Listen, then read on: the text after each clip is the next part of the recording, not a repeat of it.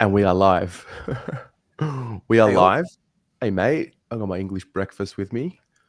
Got a proper cup of tea, look at him. Well, I just realized this actually tastes like tea. This is actual tea. That's because you haven't got that fucking chamomile shite you usually drink. That's why. I think I just grew up now. You have. You'll start growing chest hair before you know it. Yeah, it's very good. Sorry to those who tuned in earlier. I had a bit of a coughing fit. It's not over. I don't want to talk too soon. But nonetheless, welcome. Hello and welcome to the Blue Abroad show here on Monday, the 24th of July, 2023. I'm Terry. I've got Pom with me. We do also have a special guest. Nick Wishart is joining us. He's just having some technical issues as we speak. So we'll get him in as soon as he's ready to go. Mate, what's going on? Big night tonight. Scenes. Mate, always scenes around here, mate. Hey, I'm good. Hey, how bad can you complain? How bad can you feel? 5 in a row. Life's good. Life's good, man. Life's good. Absolutely. We didn't picture it happening 5 weeks ago, but we are here nonetheless, and it feels good. It feels good to feel good again and be optimistic again. I think a lot of us found ourselves, maybe not everyone, but a lot of us found ourselves in a spot of just uncertainty. So it's good to be on the other end. I'm going to try Nick. Nick, we got you? Boys, how are we? We are good. You are loud and clear. We are sorted, mate. Beautiful. We sorted it. Welcome to the show, mate. How are you going? Mate, I'm good. Blues are flying, aren't they? Life's good at the moment. It's a good time to be a Baggers fan. Yeah, it is. It is. I was just saying before I brought you on that it's, what was it, 5 weeks ago, 6 weeks ago after the Bombers game, I think everyone was affected in one way or another. And it was just like a real test of the support. Like, we're always going to support, but a real test of belief in this group and what they're doing. And 5 weeks later, they've seemingly found something. Absolutely. And look, granted, 4 of the 5 teams we've played in the past 5 weeks we've won. Granted that 4 of those sides aren't world beaters, but it's not the fact that they've won. It's how we've won. It's the systems. We're starting to see more of system and more structure, more game plan. And we've actually got a bit of an identity again. It's been a while since Carlton's had a brand. And again, it's only a small test sample, 5 weeks, but I think we're starting to see what this group is going to be made of. Yeah, no doubt. Pommy, what do you take of the rediscovery of the brand? Just faith, isn't it? I mean, it's amazing in life. A little bit of self-confidence, what it can do for you. You can do marvelous, wonderful things when you have a bit of belief. And just seeing the boys go from being incredibly defensive and tentative to now a bit of a devil-may-care attitude in the boys. You're starting to see Kemp take on them corridor kicks, Sard running, which we haven't seen what feels like an eternity, him daring to break lines, Cripper when he was playing, going back to his vintage Rambustus best.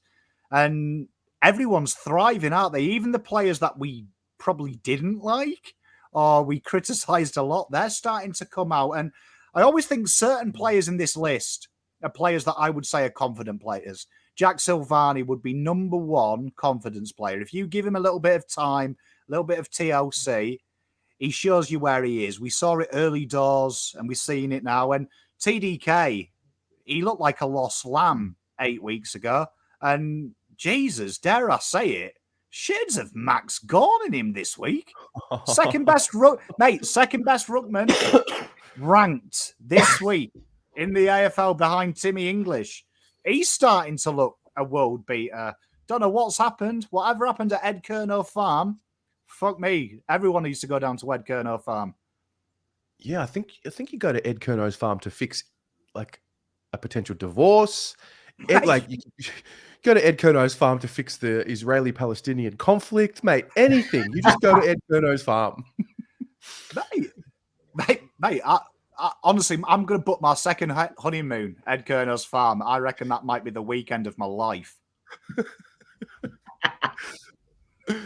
Oh God, Nick. I mean, it's a weird one. How did you watch the game on the weekend? Because it was so calm. I'm just not used to it. How was your experience? So my experience is a bit of a different one. So the weekend's game was actually the first Victorian-based game that I have missed live. That wasn't directly due to me having COVID or COVID lockdowns or whatever.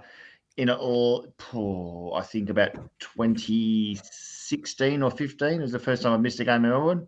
Thank you, Mrs. Pom. So it was very strange for me, A, not being there, and B, having to just watch the whole game on a replay and stuff. It just was very strange for me. But I feel that I was watching it already knowing what was going to happen because I knew the result and that sort of thing, and everyone had told me all the highlights. And it was very... I was just stunned to see after 4 games in a row where they've won 4 games, playing West Coast, we've got so many guys getting rested and a few guys out with injury. You could have very much easily forgiven Carlton turning up, having a bruise-free day, having a walk in the park, winning by 6-7 goals and just getting the job done very quietly and softly. But they played their brand. They came out, and full credit to Voss, the assistant coaches, the leadership. So Jacob, Doc, Walshy, they came out like men possessed, and they absolutely obliterated West Coast, and it took them 12 minutes. The game was done within 10, 12 minutes. And then they were able to start taking a step back in the next 3 quarters because they got the job done really quickly and swiftly.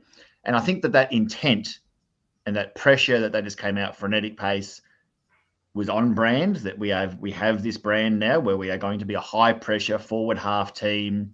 We're going to force you into making mistakes by foot. And when we get the ball, we're going to move the ball faster. And what I'm also noticing is that when we're moving the ball, a lot more shorter kicking, a lot more handballing. It doesn't have to go long to move fast is one of the things I'm noticing. And no, look, they were very, very good. I really want to sing the praises of the leaders and the coaching staff, because to be able to get the whole game, and again, it's only West Coast, we know, but it took them 12 minutes to beat West Coast on the weekend. I think that's a really, really promising sign. Yeah, no doubt. Chat, 3 words to describe round 19, please. I'll get them up. Pommy, in years gone by, when we'd come up against a team that's in that bottom bracket, danger game would be the phrase that many of us would use. So I think it was like, yes, it was only West Coast, but at the same time, these are games 5 years ago, or let's say 3 to 4 years ago, where it's such a heavy expectation to win and win well was there. It's just not something we've been able to do. How quickly did you move on from the West Coast win? Probably about 16 minutes 22 in the first quarter, and I started thinking about Collingwood, to be honest. I mean, we had the time of our lives on the watch along. I mean, me and Bugs Bell were trying to make every song that I've ever sung politically correct. The fourth quarter, like, dare I say it, I always said being good's boring. The fourth quarter, I was falling asleep. It was actually quite boring, to be honest, because we were just so good. Like, we were just, it was like watching a Tyson Fury fight, and we were ahead on points. There was no way we were losing it, and we were just showboating for the crowd. And I think Nick touched on something amazing, and I noted it in my review, but also when we were watching it. They came out as if they were playing Collingwood, as if they were playing Port, as if they were playing Melbourne. And I think the biggest respect you can play a shit side is you play with that vigor and you give them the respect and say, we're going to punish you because we're better, but we respect your craft. And that first quarter, that would have beaten any side in the comp. They were, from the first bounce, that first tackle, that first intent, we were at the races. And you know what? We laughed when we said danger game because we didn't believe it. That's the kind of mentality these boys have got to be in now. Against Collingwood, you bring that, it's the same type of players, just a different shirt. but the mentality stays the same. Don't give them time, take away their space. And you know what? Come 4 quarters, just maybe we're singing the song. How many times over the past years have we turned up to a knife fight with a teaspoon? This past week, we turned up with a samurai sword. Like, yeah, that's what Carlton's got to be about. And I think we're proving if you turn up with that mentality, and it's not just turning up, it's the players who are in. Like, we had a handful of, we're going to be kind, fringe players getting their shot. And they know that when your chance comes, there's no Cripps, there's no Kennedy, there's no Chera in that midfield. Harry Mackay's out up forward. Jack Martin's out. There's a handful of guys missing from our best 22. And first choice midfielders, okay, guys like Dow who have been crying out for their chance, they got their chance and they took it. You know, none of those guys coming into the side on the weekend really stunk it up or looked out of place. They all played on brand. And I think that's not just showing that we've got a best 22 capable of this footy. I think that's showing that we've got depth and a squad capable of playing this footy, which is a really good sign. I mean, we had 2 healthy players on the bench for a long portion of that game. 2.5 quarters. 2.5 quarters. So Jack went down pretty early in that first. Lewis Young subbed on pretty much right away, let's say quarter time. Then Walsh came off, and then Motlop came off. We're a bit wounded, and we do have an update on the injuries, which we'll get to shortly. I think that's where I went into reflected. I was reflecting a lot during the game. I wasn't like I usually take notes. I didn't take any notes. I just wrote game over and quarter 1 and then put the phone in the pocket. And yeah, it was like we yearned for times like this. We waited patiently in, you know, the disappointment of 2018, 2019, 2020, 2021. Last season was obviously a lot more enjoyable apart from the end. But we waited so long for a time like this where we would beat up on a team respectfully. And yeah, it's just like, okay, we're here. We do this now. And we've done it twice to a team. And yeah, I think it's really easy to get caught up in what's not going right. And sometimes you just need to sit back and realize what is going right. And I think that's what's happening at the moment. Mate, spot on. Do you know, interesting little Pom stat, least interchanges used by a side, Carlton, this week. Really? Since GWS versus Carlton at the Marvel, when they beat us with 16 players, they had 6 last. When we had 16 on the field. They had 16 on the field. So do you know what I mean? People talk about the second half, but I said it in the watch long because people were saying, oh, think about Geelong. And I was like, basic maths, 82 points is needed from Carlton to beat their percentage. Now, if they go all out and let's heaven forbid Charlie does a hammy, Kent does a hammy, chasing the game, would you be all going, yeah, we're ahead of Geelong on percentage. Woo! 70 points is more than enough. It puts us above everyone below us, right? Just got to get through it sometimes. And I thought my favourite part of that game was they had that little tail wag, third quarter, and then we switched it on, kicked 2 goals in a row and basically said, look how good we are. Do you really want to do this? Or do you just want to we'll give you the dignity of walking out here with a 70-point hiding. I thought that said a lot. That 5-minute spurt where we went bang, bang, well, it was basically us flexing and saying, this is how good we are. If you want to play, we'll kill you. We're going to be respectful and let you lose by 70. And well played. Everyone got through it. And you know what? Voss has copped a lot of shit. His changes this week without Cripps and Chera, remarkable. Doc, we've just done the whole thing, the ratings thing, 10 out of 10 game, insane.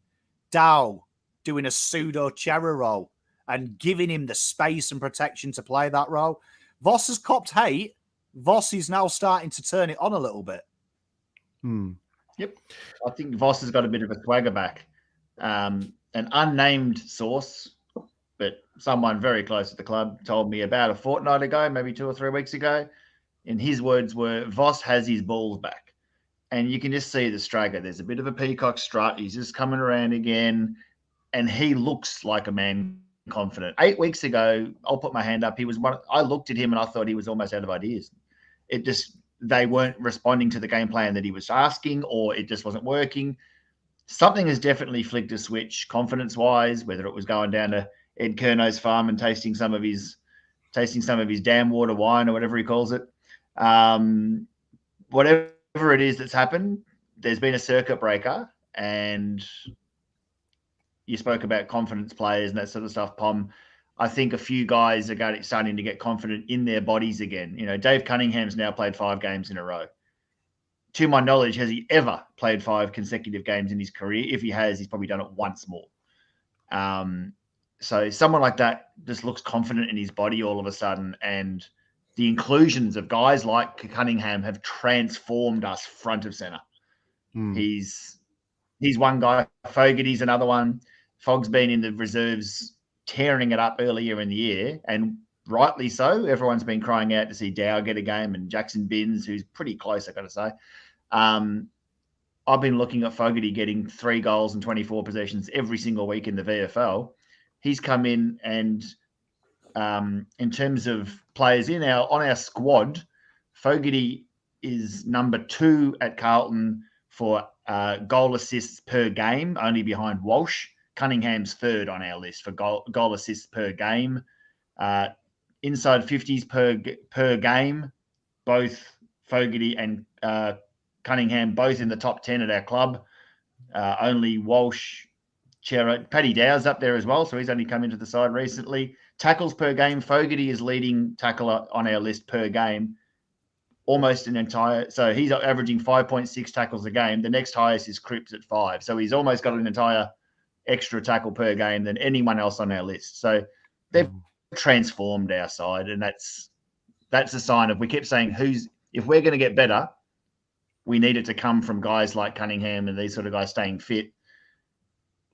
We're starting to see the fruits of that. Now I can't help but think if we can just get Caleb Marchbank on the park, we're starting to we're almost getting there now. Yeah. Yeah. Well, I want to go through the votes for the game. And to be honest, I just want to be done with it, because what I've noticed is that the Collingwood supporters are back on the Blue Abroad YouTube channel in the chat. They want to talk. They want to get amongst it. They don't have a channel to watch tonight. I don't know. It's nice to see people trying to aspire for greater things in life, isn't it? Yeah. No, look, it's an honor to be able to entertain the Collingwood fans on this Monday evening. Make sure you stick by 8:30 p.m. Juddy's on the channel as well, guys. Just bringing you entertainment for your Monday night. So those playing along at home, 3 votes, 2 votes, and 1 vote. We're going to get this out of the way because, mate, there are receipts to cash in this week. I've got 2 full draws in front of me with Collingwood receipts, and we just want to get into that. So chat 3, 2, and 1. Nick, we'll start with you. How did your votes look? C. Kerno went all right, so he gets 3 votes. Yeah. Yep.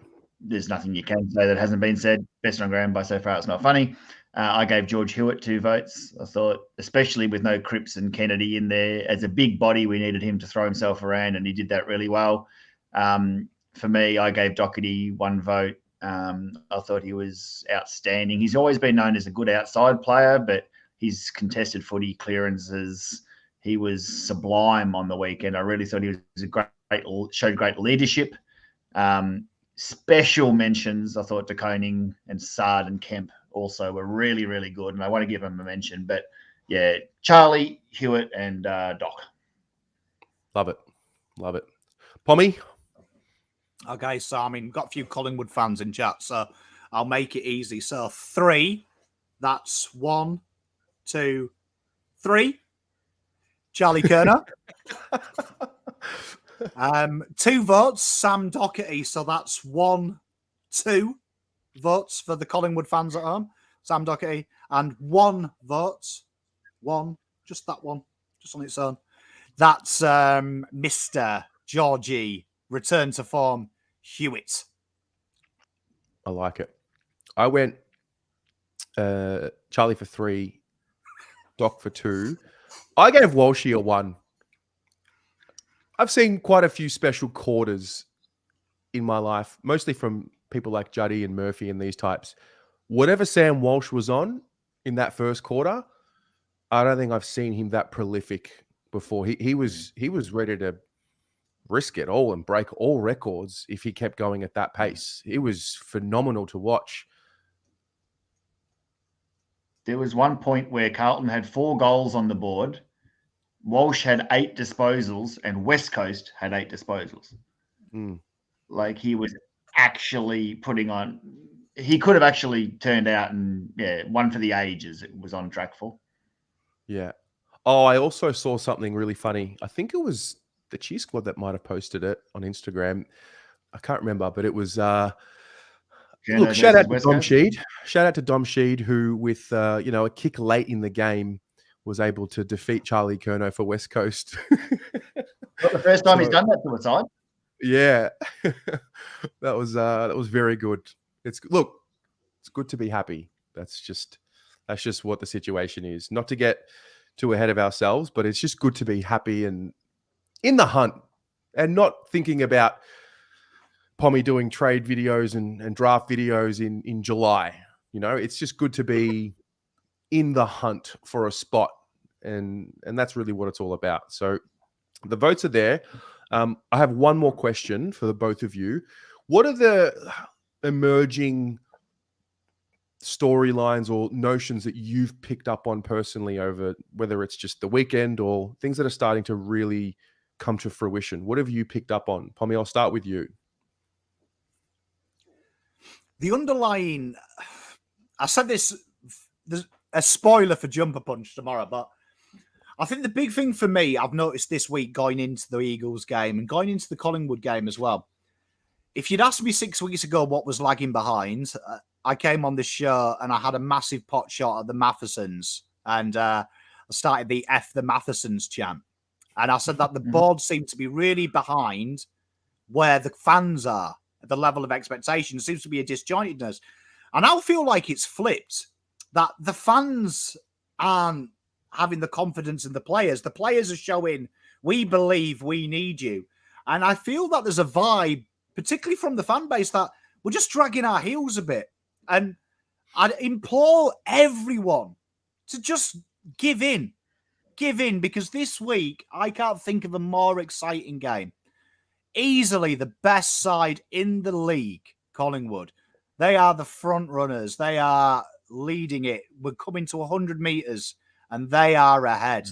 But there's one team that's got a bit of form that's starting to chase them. The old Moses Kiptanui. We're gaining. Give them some faith. Because if you're going into this game going, we've got no chance, we're going to get smashed, that's not what they need. The boys do need now. They've gained, in my opinion, they've gained our respect. I've been doing this, 4 years with you now, Terry? I have never seen a side that has earned the stripes so hard. They have given themselves, since that 12-minute mark in the first quarter against Gold Coast, where they were pissing about and looked lackadaisical, something switched. And since then, someone's forgotten where the light switch is. And let's hope they never fucking find it. So go in there, embrace it, because Terry, fuck me, 6 weeks ago, how dark was it before we pressed live, man? Like, Terry, you were like fucking a 90s REM album. I've never. I'm telling you, I feel like everyone was broken in some way or another.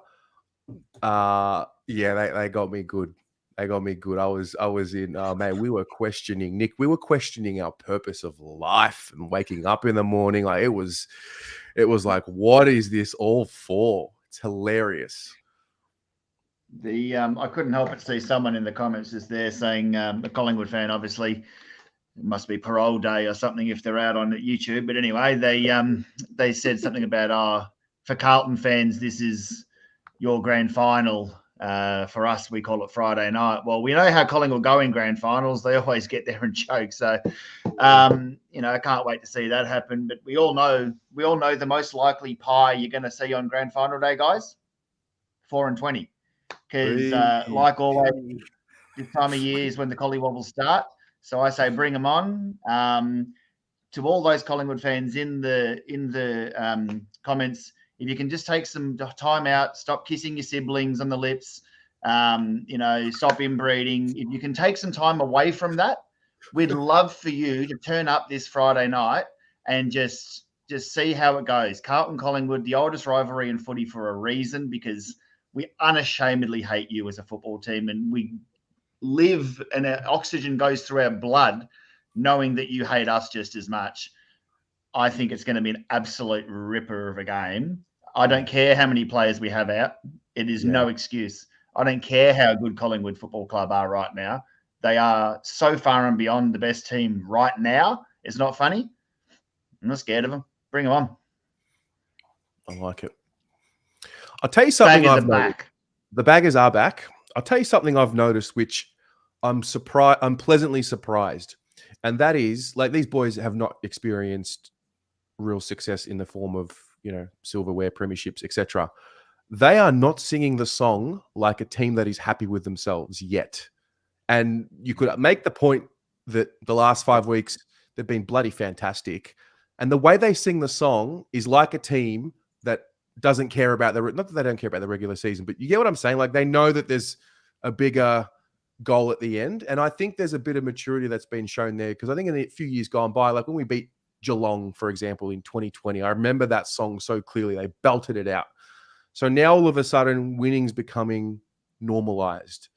And I've really noticed that from them, because you could argue last week was a really good win against a really good opponent, top 4 side, top 2 side. And even the way they sung the song last week, there was just a little bit left. So I'm liking that they're leaving some energy for the song in the tank. Good call. Well, the job's not done yet. Last year, at the end of last year, Vossi said, we are not satisfied with 9th. We are not satisfied with missing out on percentage. We do not make excuses that we ended the year with so many injuries, whatever it was. There was no excuses at the end of last year. And they said, we have to get, what was it? We have to be comfortable getting better, or we have to be, we have to find, take comfort in being uncomfortable or something. Yeah. This year has been nothing but uncomfortable. Yeah. That's it. And we've been nothing but uncomfortable, but through that discomfort, they're starting to get better.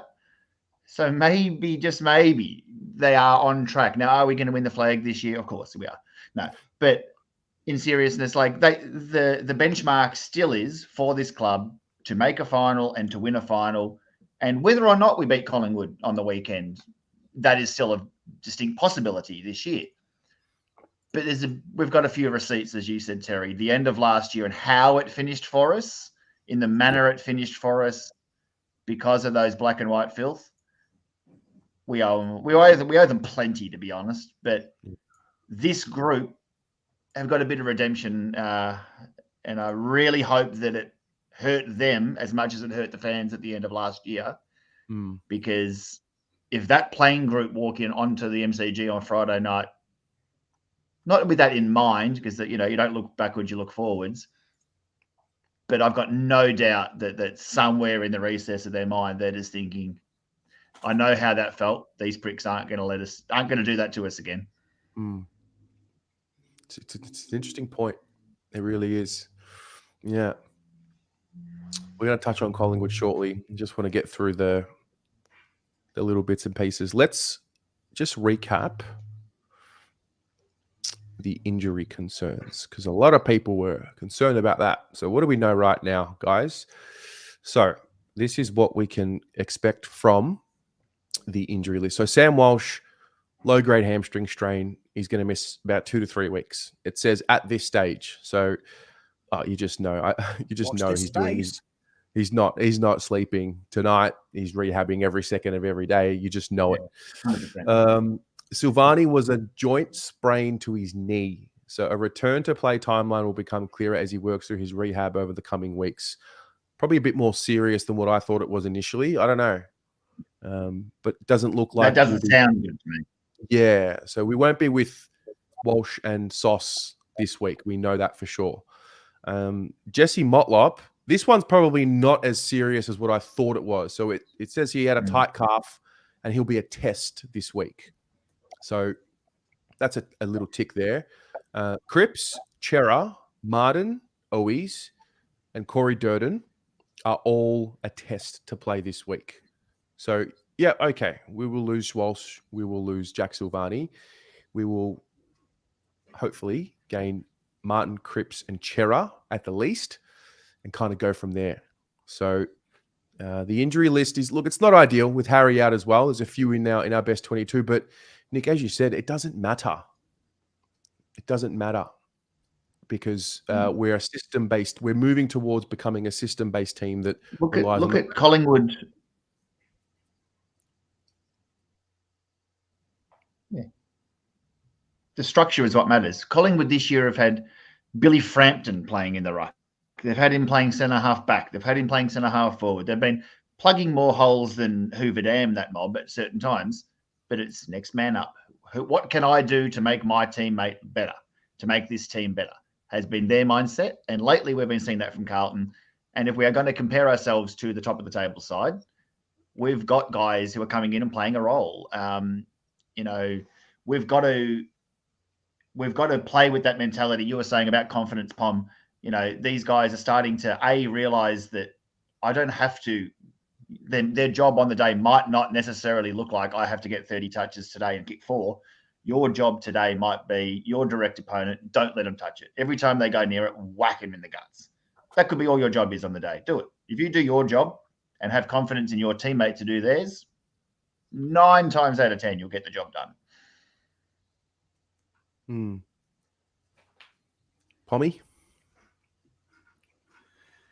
I don't buy into the injury nonsense, to be honest. I've been consistent with this for 4 years. Like, excuses. Do you know what I mean? As soon as you're drafted, as soon as you take 6 figures, you're telling me you're ready. You're good enough to play. And finally, we're fucking seeing it, aren't we? Fogarty, whoever comes in just impresses. This is the first time I've ever seen a player like Fogarty come in and suddenly Durden does his shoulder and I don't give a shit. Usually I'd be crying because I'd be like, oh, we need Durden to replace Fogarty's garbage. Now I'm like, good, out for the year. Fog's job. See you next year, Durds. Have a preseason. So whoever comes in, I know they're going to be hungry. There's something about this side. At the end of the day, winning around, 19, 20 fixture means fuck all. There's only one fixture I care about, and it's a fixture that I haven't even seen the month, let alone talking about it, the grand final. So this is just another stepping stone. If you're Zach Fisher, if you're Paddy Dow, whoever gets that job, this is a time to fucking make a name for yourself, kid. Because there's players in that Collingwood list who, speaking to Collingwood, and hate to say it, I've got a lot of mates through this who are Collingwood because we've got kind of a mutual respect. It's weird. It's grown. We've grown on each other like genital warts. But there's a lot of players in their list that they didn't rate. Do you know what I mean? Brodie Grundy leaving. Who would have thought Darcy Cameron would have become a quality ruckman? And these are opportunities that are afforded young players due to injury. Cameron got that gig, never looked back. So why can't this be someone else? Why can't this be Zach Fisher coming in and finally fucking owning it? Why can't this be Jack Carroll, Jackson Binns, Matty Owies, Dave from the Dog and Duck?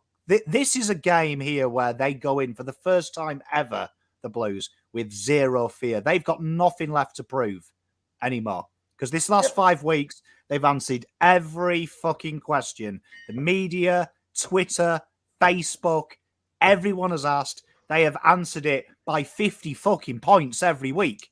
So finally, they go into Collingwood, and why? Round 10, not one fucking Collingwood fucker was in the chat. Now they're all here. Why is that? Squeaky bum time. Do you know what I mean? Squeaky bum time. They're on the phone. Mama, tuck me in bed one more time. Please, Mama. Big Bad Crips is coming for us. They're scared. Do you know what I mean? This is the darkest day of their life. The biggest fear they've had since Dad says, don't worry, son, I'll be back. I'm going to go and get the milk. They're scared, man, because they know it might not happen. We've got nothing to lose. We lose, we're 9th versus 1st. We win, though. Questions are asked on them, not us. And people will start to believe. And I'll tell you this now. Gospel, I've said it 3 weeks in a row. 6 months ago, I guaranteed we'd play finals. I stand by that. Here's another POM guarantee. Whoever fucking wins this game wins the flag. Fact. Fact. Whoever wins it wins the flag this year. Fact. I love it. I love it. Where has this come look forward from? to seeing you on grand final day then, mate. The 3 of us will share a bev. Naked. I'll be naked when Fisher kicks the winner in the final. Don't worry. Did either of you catch the VFL from the standpoint of who performed that'd be available this week? Mr. Marchbank. He back, baby. He back. Marchbank will be a good shout. He was very solid. But like, what made his game solid? Like what was it about his game? It just fluent, airily, fluent on the deck. The big question is how do you bring him in? Well. Yeah, how do you bring him in though with McGovern and Kemp? Are you going to go a bit too tall? That would be the question. There's half an argument. Yeah, there's half an argument with no Harry and now no Silvani. Do you upset the apple cart down back? And I think we've found our back six. I really do. I think the back six that are currently back there are they're really settled, but I think that bar maybe Zach Williams when he's back ready for next year, and maybe Jordan Boyd here or there, I don't think many of those guys currently in our back six are going to be going too far too soon. But if you bring back Marchie, it just offers a bit of flexibility for someone to run forward, whether it's either Kempy. I wouldn't be moving Kemp, but McGovern's the one who might just sneak forward. I know he's so important to our back six, but I think he offers a dynamic quality up forward that might just test Murphy and Moore. And yeah, I think he's someone that when the ball hits the deck, he can offer him a bit. And he's someone who aerially, he can just keep someone like Darcy Moore accountable. I promise, I've got one guarantee. Darcy Moore won't be taking 14 intercept marks or whatever it was like last time, because that is a coach killer if that is allowed to happen again. I don't know who it is, but they'll be sending someone. And if Moore tries to go to Curnow, well, then Charlie's going to running up the ground and see you later, go to all the smalls up forward. But yeah, I just wouldn't mind seeing them just upset the apple cart. Could be DeConing if Pitto plays potentially. Pitto was all right. I think he only played about 3/4, Pom. They took him off as a precaution, just late, just in case. And I think Hudson O'Keefe took the last quarter and a bit in the VFL. Same with Jack Carroll. So he only played really a half in the VFL. Again, not injured, nothing wrong, but he's only a bit of a precaution. So he's been really good in the twos lately. But yeah, Marchie is a big shout to come in. And if he does, I think it offers the flexibility to throw one of those guys forward, maybe Gov. I think Voss showed his hand as well with that, because it's the first time we've seen McGovern play a central position, not the intercept, and he gave Kemp full responsibility this week. And I think that might be Voss playing his hand, because that happened after Jesus got injured. I reckon that was Voss saying, Marchbank takes centre-half back. Kemp, we trust you to be the exit. And McGovern, you're going forward. Because Jesus literally gifted Charlie a few of them goals with his hard running. And McGovern does that. Yep. McGovern does that. And maybe it's not pretty, but I would trust all he's got to do is be a target. All he's got to do is be a target. And let's be honest, people say McGovern, he's temperamental up forward.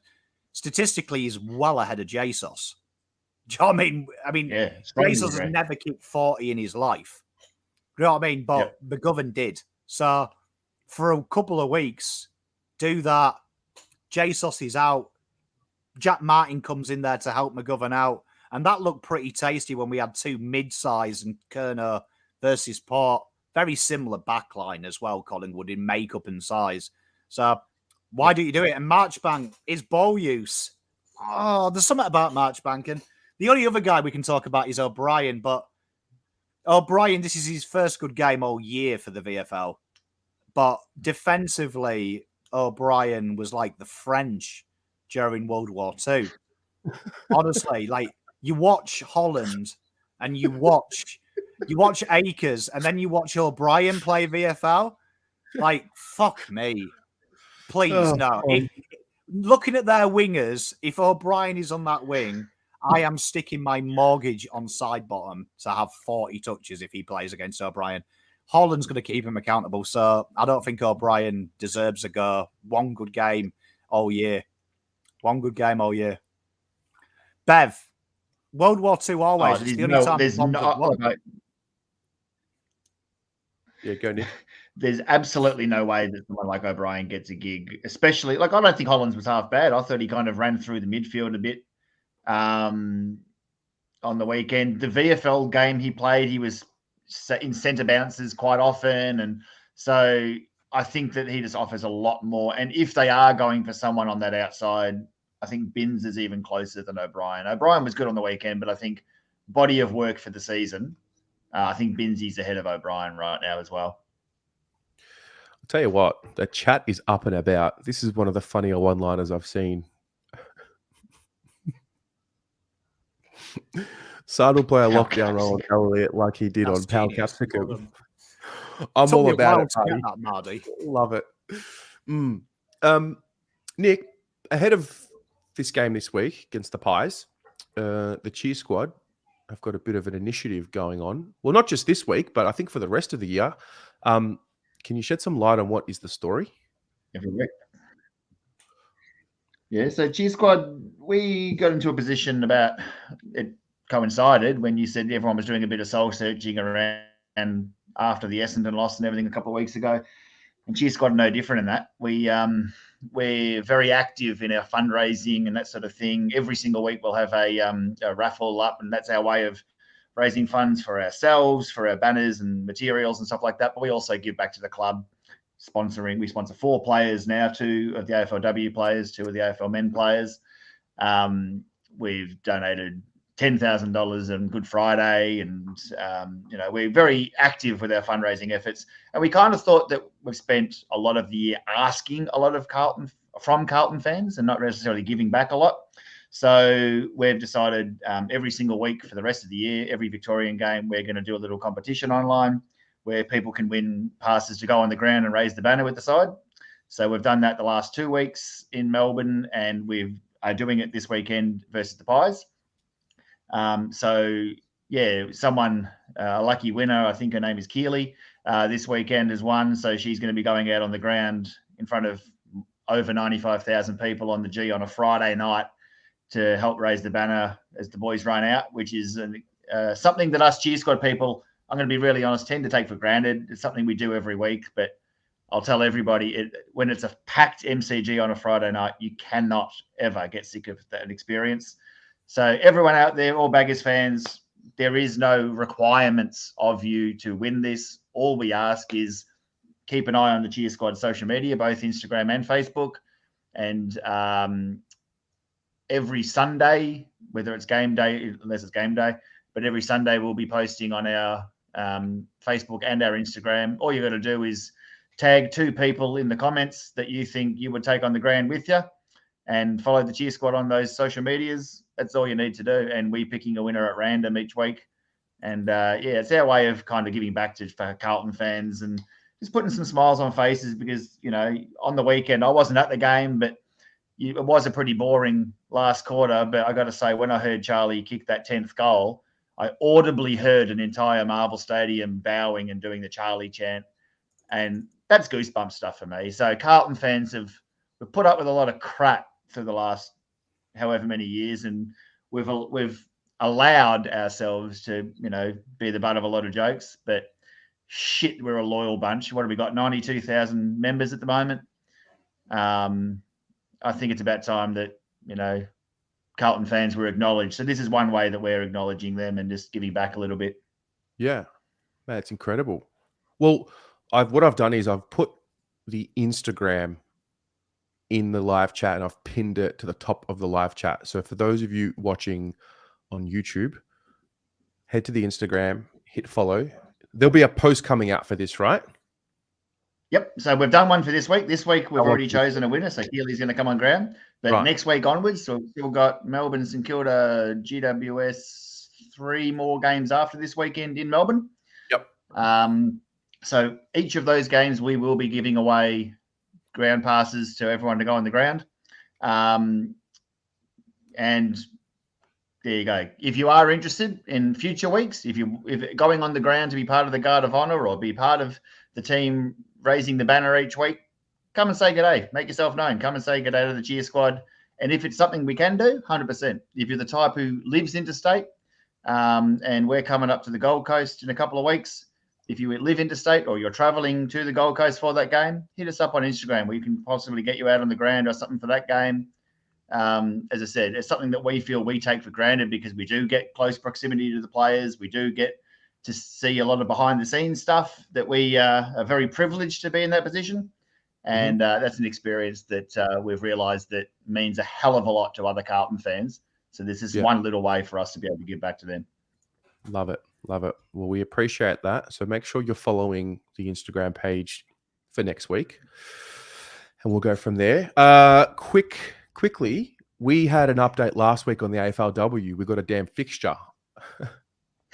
I'm gonna get back on board. I'm gonna give them another chance. I broke up with them last year. I'm not gonna lie. I bitterly broke up with them. Yeah, it was a bad break. Oh, I've had some bad breakups. Yeah, we won't go there. But no, I thought I would just need to get out of my space for a little while. But I like what I'm seeing so far, and I'm just a simp for when they're up and about. Do you know much about the new coach and the new program? My meeting him was the other night at Banner Night. He literally walked through the room and I kind of shook his hand and said, "G'day." That's about all I've met of him. It's no secret to those who know me or have ever seen any of the AFLW shows. Shout out to Shannon and Kira on here. Any time I've ever been mentioning AFLW on this platform or in person, that I was not a fan of Daniel Harford as a coach or a person, to be honest, if I'm going to be really blunt. And Bucky seems to be the absolute opposite personality type of that. So automatically I'm a rat for him.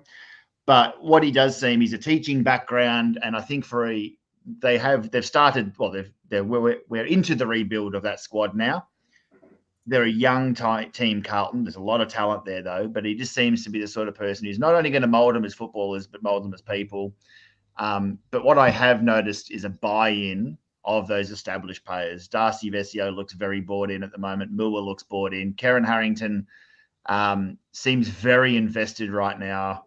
And I'm seeing Mimi Hill, we forget, she's a gun. But we're forgetting that Mimi Hill is she's 21, I think. She's young. 21. Yeah.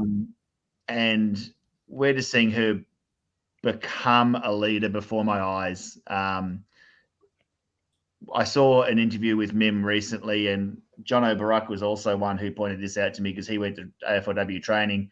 He said, and his words were, "Keep an eye on Mia Austin. We're about to see the next big thing of the AFLW." So she was drafted last year, never got to see her because of injury. But the raps on her are huge. Key forward, someone to replace what we've lost with Taylor Harris, to be really blunt. And then there was an interview I saw with Mimi Hill the other day, and she said that the sky is the limit for Mia. Could be anything, watch out. She's about to become a massive star. So I think they're excited, and it's been a long time since. It's been at least a couple of years since we've said that about our AFLW side. So if they're excited, I've got reason to be excited. I think everyone else should be as well. Yeah, absolutely. Well, Shannon and Kira will be back soon. Shannon's in the chat right now. Shannon, we've got to, we do. We've got to do a season preview at some point. Season starts, mate. I need to get onto that and start organising some things. But that's exciting. It's going to give us another layer to the club to watch and engage in, and see how they can, rebuild and come back stronger. So that's the AFLW. Now back to Collingwood, because we've just been chomping at the bit. I want to touch on both of your memories of Collingwood. Like, what stands out? Pommy, I'll start with you. You came to Australia in 2013. Is that right? Indeed, yeah. So history time. Yeah, give us your experience being, a decade into this experience with the Blues. Collingwood. What are your memory? What comes to mind? Well, I think as a foreigner, when I get Australians come to my country, and they start picking up round ball, they're always drawn to like the historical relevance of games. So, your Manchester United versus your Liverpools, your in recent times, Man United, Man City, because Man City are now relevant. Your Rangers, Celtic, they're the games that attract you because the crowd noise is infinitely louder than everything else, and your cities and your towns stand still. And I think Carlton Collingwood has been that game for me. I think, like all clubs, now I'm outside of my native land. I can see Celtic fans, I hate to admit it, are very similar to Rangers fans. They've just got a different mindset, but they love their club. They're blind. They're one-sided. They're moronic sometimes when it's going wrong and going right. And I think we all hate to admit it. Us and Pies are very similar in the fact we will defend our club black and blue. We can slag our club off. You dare say anything about it, we'll kill you. And you see it when Tom Brown starts his ridiculousness about Collingwood jump in. When Carlton are in the papers, we jump in. And we are the two biggest sides in the land. And for all the other 16 clubs, we are literally propping them up. And even when we're shit, we're paying the AFL to keep this Mickey Mouse League going. When Collingwood were down at the bottom, they were doing it. And it's the biggest game, isn't it? It's the heritage. There's something wonderful about this game. You only see the chat. It fires up.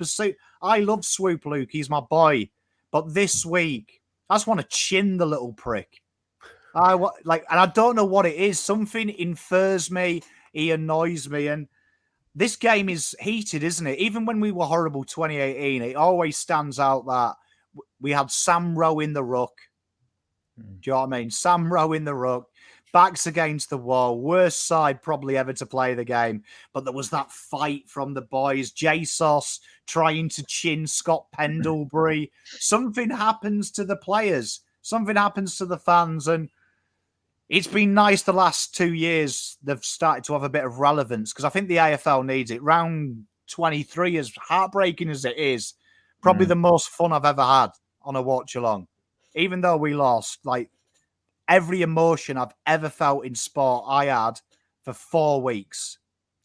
For 4 quarters, I had every emotion. The highs, the lows, wanted to kill people, wanted to cry, wanted to laugh. And brings out a different side of us, doesn't it? And this is it, innit? Because to not give them that din and it be us to do it when the media has handed them the trophy would be something, wouldn't it? To put us in the 8, that would be the sex, wouldn't it? That would be it. The icing on the cake, the coup de grace, that would be it. Nick, Collingwood, discuss. I think this playing group are just entering Act 3 of our story. Act 1 was the rebuild. That was the rubbish stuff. That was the struggle, the hard times. I genuinely feel that Act 2 was us getting a taste. We got so close we could taste finals last year. We were just getting there, and those pricks pulled the rug from under us. And, full credit to them. It wasn't a fluke. They've done that every week last year, and they're continuing to do it every week this year to other sides. If we're able to knock them off, and that is ultimately what gets us into the 8 this year, talk about a redemption story. Talk about an arc, a storyline. There is no better way than making yourselves in there. When you're saying what conjures up, what memories or what thoughts when you think of Collingwood. One of my earlier memories, I was only about 10 or so, maybe 11. It would have been 11. Yeah, so we beat them in 2000.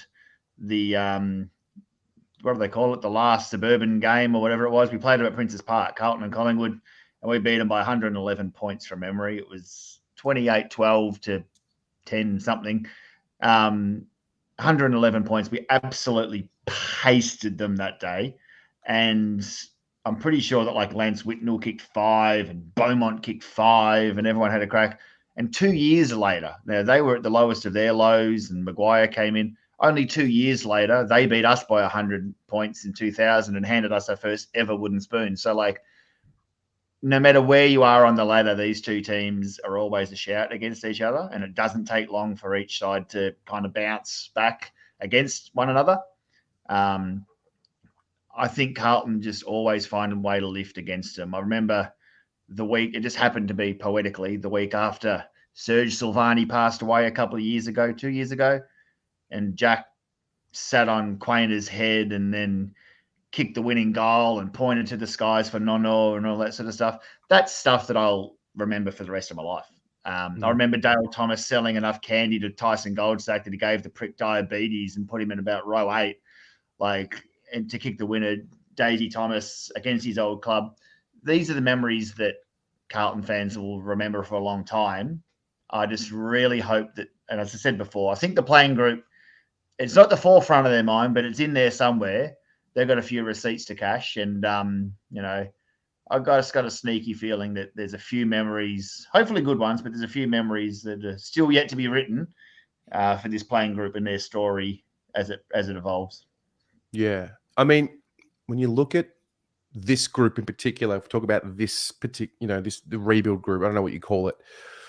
I'm just looking now. So we beat them in 2021, MCG, the Serge Silvani tribute game. That was in front of nobody. There were no fans at the MCG. They were in lockdown. I'm scrolling down now. The time that we beat Collingwood before that is round 7, 2017. That was early in the season. Selling the candy? No, that was 20. Oh. I'm sure that was 2014. No, you're right. No, definitely. He's definitely 2017. You're absolutely spot on. So it was Career One logo. I remember the jumper. Yeah. We haven't seen this group in their mature form beat Collingwood while being in the crowd. So it's important. It's important. Like we need the memory, and the first time that this group do it in front of us properly is going to be a special one, and it's absolutely going to be this Friday night. I don't give a shit. But you want to talk about confidence, like whether or not it becomes 1 final, 2 finals, 10 final, whatever. Beating a side like Port gave our team a bit of confidence, no matter who they had playing and who they had out. Beat Collingwood, our playing group well and truly realised, oh shit, we can do this. Yep. And it becomes real. And I think it becomes real for the fans as well. I think the fans have believed, 92,000 members. No matter what they've been dishing up to us the last 10 years, we've been believing as we keep turning up. And in record numbers, 10 consecutive years in a row. So the fans already believe. Yeah. I think the players, if they start genuinely, if the penny drops, it might just be beating the best side in the comp. But as the song goes, we all love it when Collingwood choke. Ain't that the truth? Let's hope it's coming. Well, I feel like what this Friday could do for the fan base is really unify everyone. Because I think if they get the job done on Friday, there's no question all fans believe, all of us believe that, okay, this is it. I don't know what it's going to turn into, but we're legit. I think there's been some reservations, and rightly or wrongly, whether people are just being a bit cautious because we've been burnt in the past, and every time they give in to their feelings, they get burnt, and they're just trying to protect themselves, or they just don't believe. This week would be the one where it really gets everyone believing, and that's the most exciting part. So it's a sellout. I think I saw earlier today. The reserve seats are now sold out as well. I would be surprised if it's not. We're getting okay crowds ourselves, but I think Collingwood got like 66,000 against bloody Fremantle at the G. So they're home fans. They're turning up. Barring a cyclone, there'll be 95 plus there. Yeah. So I'm pumped. Pom, watch along. What's that going to look like? Well, there's been a few here who've seen it. This game means something to me. Like, no one does rivalries as well as the Poms. We are head and shoulders beyond any rivalry. We take this serious. So, I can tell you this week, I fucking hate Collingwood. Honestly, I would die for this football club and take as many pies with me. Fucking can't stand them. Yep. I hate everything about them. I know I've got a few Collingwood subs, but for 1 week only, I can't even be nice to them. And for me, we're going to hear loads of shit. Collingwood fans are going to be doing it. You haven't beaten us in front of a crowd. We've got the Woods. We've got the record. No one gives a fuck. History is history. I'm sick of... Trust me, you've watched enough of me now, Terry, to know I don't give a fuck about history. No one cares. No one cares. What happened last week doesn't matter next week. And this, for me, so much on the line for these boys psychologically. I thought last year, round 23, we're seeing Sydney with us for a bit. Sydney, they're struggling from that grand final. I think we had a hangover from the Collingwood. They did do a number on us. Strongly agree. And it's taken us probably, 12 weeks of the season to break that hangover. Well, it wasn't just Collingwood. It was Collingwood and Melbourne. And you don't think... hangover. And you don't think Cripper's looking at this and going, I can fucking get my balls back. I can get my pride back. I can stick one over these turds and get us where we fucking should have been last year. Because they win this, fuck finals, top 6, Terry. They win this, it swings that Carlton are looking for a home elimination final, not clinging on. We've fucking got the home one. That's a double chance for us because at the G, 100,000 people, we ain't losing that elimination final. We ain't losing it. Mark my words. It's at home. Carlton win. So this is huge. Carlton haven't lost in September since 2013, mate. Exactly. Unbeaten, baby. Just got to get there. So when we get there, we're a good thing, mate. This is it. Do you know what I mean? This is it. And no regret. Don't put words in my mouth. Twitter's bad, mate. Twitter's bad. Everyone's saying that I'm Piers Morgan. I'm the only English person who's humbled and given the Australians their prop. History means nothing to me. This is where they create their own history. This is where they step out of Sticks Kernahan. Fucking every player's shadow. This is where they create their own fucking history. Because I am tired of hearing about the old players. I couldn't give a fuck. I want to hear about Cripper. I want to hear about TDK, Jack Silvani. That time, Charlie Curnow did some twinkle toes and made Darcy Moore look like the fuck stick he is. That's what I want to fucking talk about. And this is it. And everyone in chat, stop being a wet wipe. Put your big boy and girl pants on. Stop going, oh, we lose. Oh, we get under pressure. Fuck that. This week, Friday, it changes. We smash these fuckers. We smash these fuckers back to the cave-dwelling trolls they are. And we fucking take the 8 and we own the 8 and we fucking run home with it. We run home with it. Because when we win this, we're winning the flag. It's ours. We're the dogs. We're the tigers. Flag 17 is coming. And when we win 17, no fucker in chat can ever mention 95 again. It'll be 2023. That's all you talk about. Fucking get it done. You could convince me to win list. I swear to God. I promise. I'm fired up as a fucking... I could run through a brick wall after listening to you, mate. I swear to God, you are a star. Mate, I can't. Yeah, I'm. My palms are actually sweating. Knees weak, arms are heavy. Oh gosh. Okay, so I guess predictions are that we're going to win this week. What else? What else is on your mind, guys? Any other items on the agenda? I've got a few things to show for Jumper Punch and before we wrap it up. Anything else on your minds? You said Pom said he wants to see the current playing group make their mark on our club and make our own history currently. As you were saying that, Pom, first person that came to mind is a bloke called Charlie Curnow. So Charlie has, a couple of weeks ago, created a record for the first Carlton player to kick 50 goals in back-to-back seasons since Favola in 08-09. If he goes on, which it looks like he's about to do, and get back-to-back Colemans, only 4 people in the AFL era have ever done that. Dunstall, Lockett, Lloyd, and Gehrig. Oh, actually, I lie, 5. Josh Kennedy. So 5. He'll be only the 6th player in the AFL era to do that. So that's a massive compliment on what this bloke's talent is. And for a bloke like Charlie to come back from 2 knee recos, it wasn't just one injury, his legs were made of fucking paper mache at one point a couple of years ago. And he was, let's not paint too bleak of a picture, but he was genuinely on the chopping block as a career. He was very close. Pom's voodoo doll, giving it all the cuddles he did, brought him back. It wasn't Jack Russell, it was all Pom. But but no, like I don't think people yet realize the magnitude of what he is currently achieving. Yeah. Brendan Favola, we all think of him as this, and he was the reason Carlton fans turned up to the footy for a decade. But as good as he was, he never kicked 10 in a game. Charlie's done that.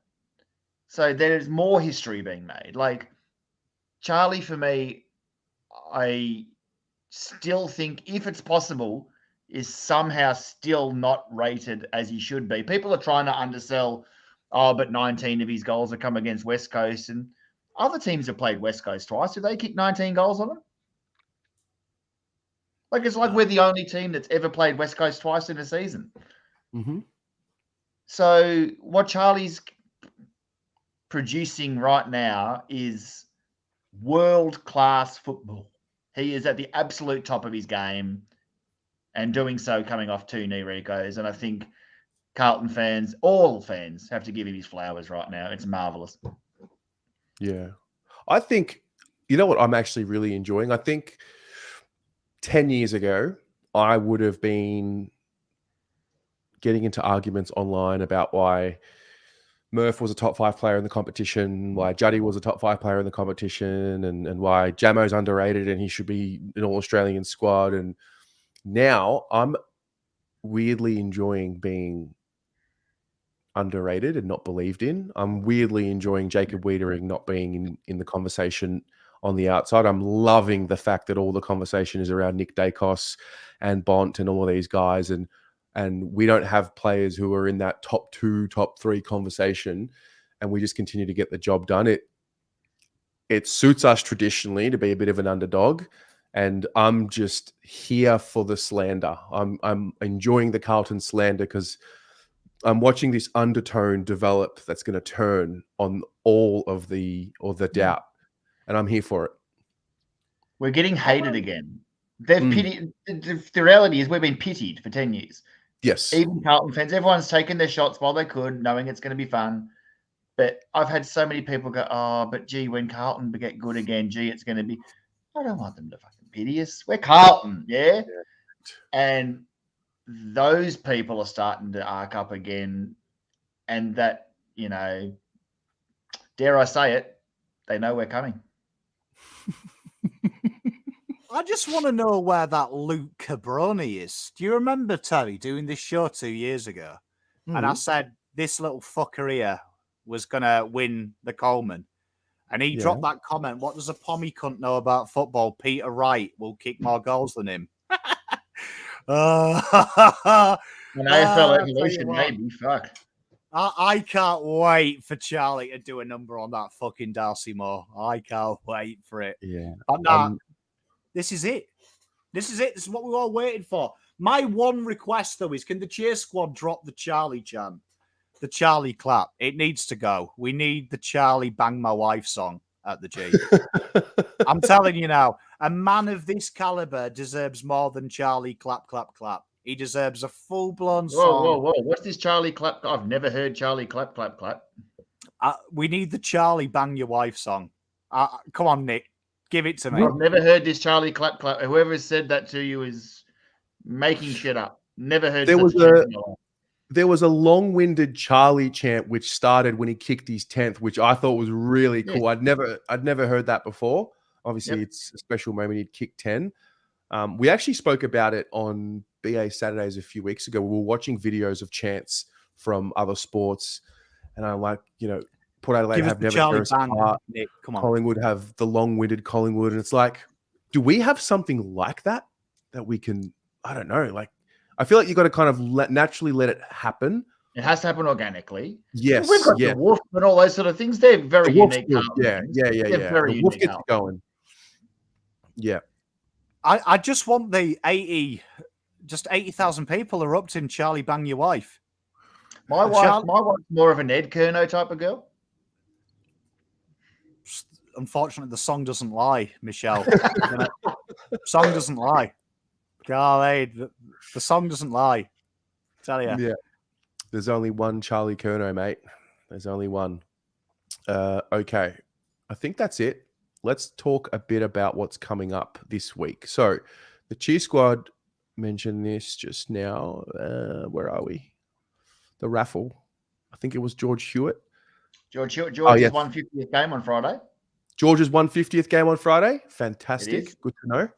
And full credit to him, yeah. Like, he was amazing on the weekend. And he found himself on the outs a bit of times this year with, I think the club have decided that Kennedy, Cripps and Hewitt all in the same midfield isn't a thing they're going to be doing a hell of a lot going forward. Full credit to him. Now with the other guys out, he's stood up and, he's been a ripper signing for us. Free agent, yeah. Like, full credit to Nick Austin there. But, yeah, get around George this weekend. Top of, what are we? M3, we're playing the Pies. Always M3. Come say good day and support the Cheer Squad and get around it. Love that. Love that. Tomorrow night at 7 p.m. here on the Blue Abroad YouTube channel, the Jumper Punch will air. And this is the guest. Rod Austin, Carlton Premiership player. Hope you watch Jumper Punch, 7 p.m. Tuesday, and enjoy the interview.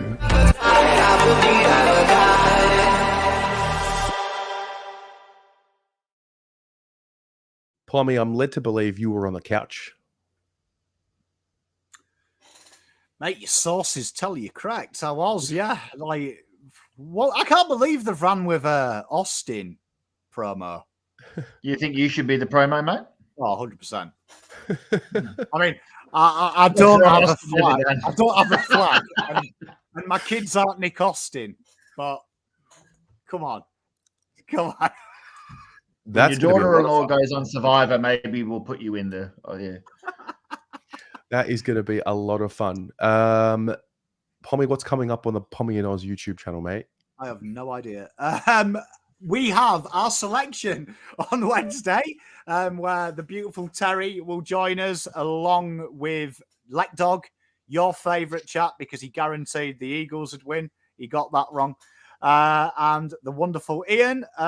We will have a Collingwood preview up probably Wednesday, the same day. We will have a VFL wrap tomorrow. And I'll work on a little pump up. I've got something in the pipeline for Collingwood, a little bit different. Just going to stir the pot a little bit because I've been quiet this year. I've been really well behaved. Yeah. So I think it's time that I embrace my true heritage and be a bit of a twat for a week on socials. Love it. Guys, if you are if you've seen the Blue Abroad on the other social media platforms, you'll know that today was a very special day, and tonight's a very special night because at 8:30, Chris Judd joins me for a chat on the Blue Abroad YouTube channel. I'll play you a little teaser. Video right, that bloke. I've heard of him. He could.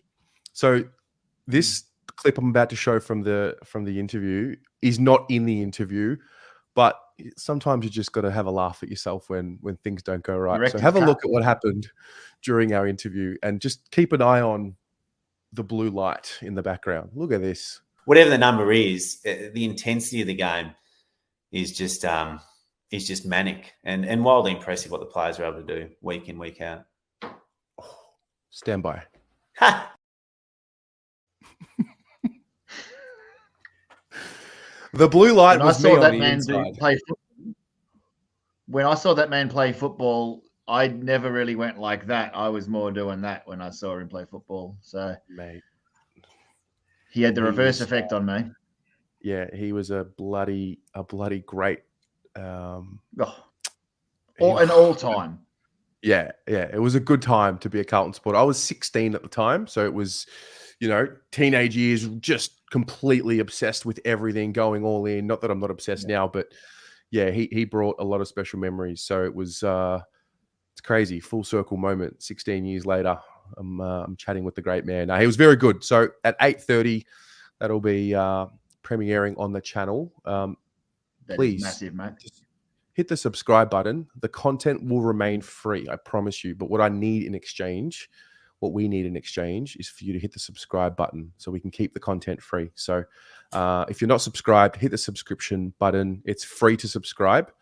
And I hope you all enjoy the chat. Nick, what's coming up on the Cheer Squad front? What does the lead up to Friday look like? So today is Monday night. So Wednesday night will be banner night at the club.